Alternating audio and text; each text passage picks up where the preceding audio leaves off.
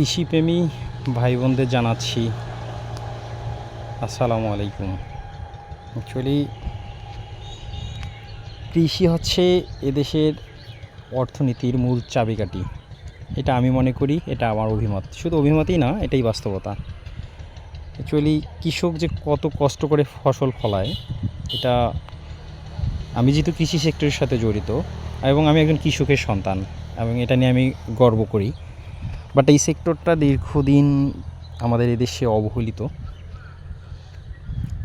দেখেন একটা ক্ষেতে, এটা হচ্ছে করলার ক্ষেত।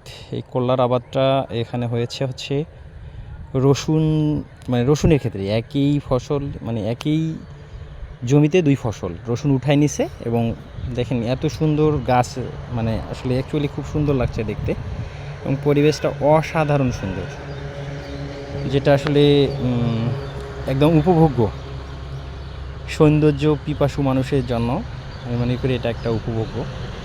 এবং কৃষক ভাইদের আমি আমার পক্ষ থেকে প্রাণ ঢালা অভিনন্দন জানাই, কারণ তারা শত মানে কষ্টে এবং রোদে পুড়ে বৃষ্টিতে ভিজে আমাদের জন্য ফসল ফলায়। এবং আমি এই সেক্টরে কাজ করি, সো আসলে আমি প্রাউড ফিল করি।